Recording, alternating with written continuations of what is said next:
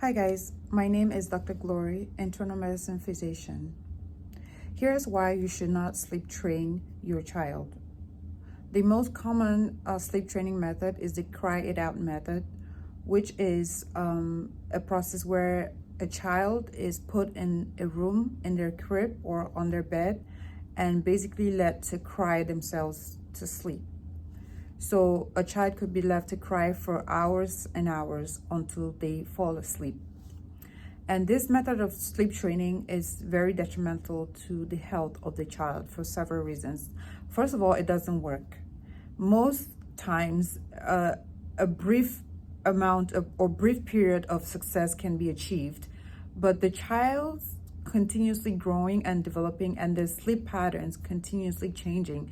So even the little success that seems apparent at a brief moment in time is always very temporary. So sleep training doesn't even really work. And besides the fact that sleep training doesn't really work, it has a lot of significantly negative impact on a child's health. So first of all, when a child is left to cry excessively for long periods of time, it raises their cortisol levels significantly. And high levels of cortisol over time will negatively impact a child's brain development. This is a known fact. And also can lead to a lot of behavioral problems later on in life. Things like ADHD, mood disorders, and anxiety. Those have been shown to be very common in children who were exposed to a high level of cortisol. So I believe that this all contributes to the extremely high rate of mental health disorder that we see in this country today. So why expose your child to this high level of cortisol if you can prevent it? So I believe that the whole sleep training and the cry it out method, all of those are geared towards the mother's or the parents' health and comfort, and not so much focus on the well-being of the child. If we were going to focus on the well-being of the child, then parents will not ignore their maternal instinct of soothing and comforting their child. They would not ignore that and basically leave their child to self-soothe.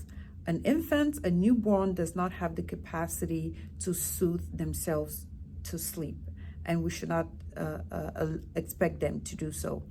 Doing so is unreasonable, it's unfair, and it's bad for the child.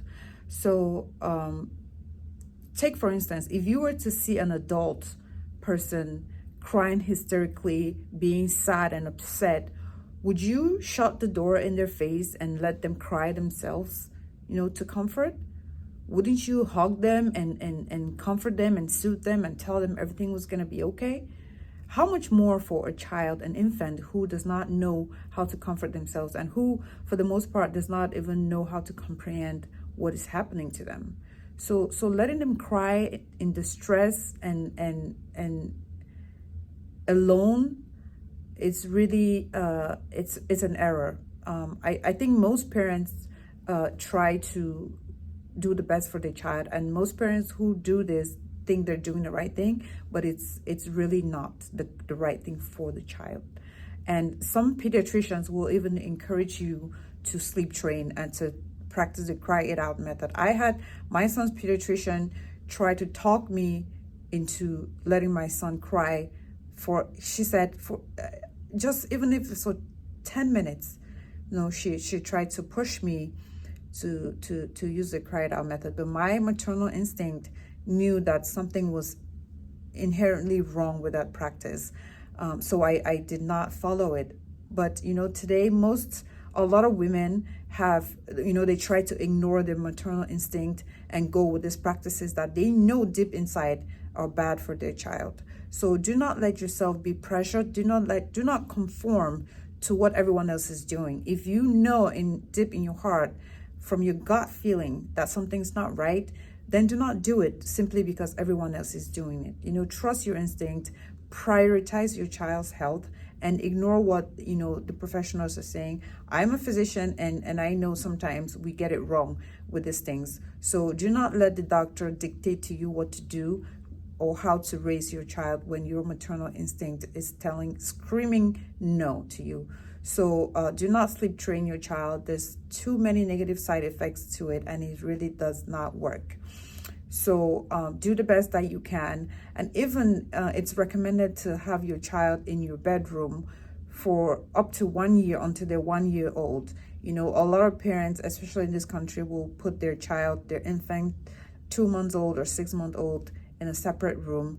That is really not recommended, and that's not good for the health of the child. So be brave, be courageous, and do what's right for your child.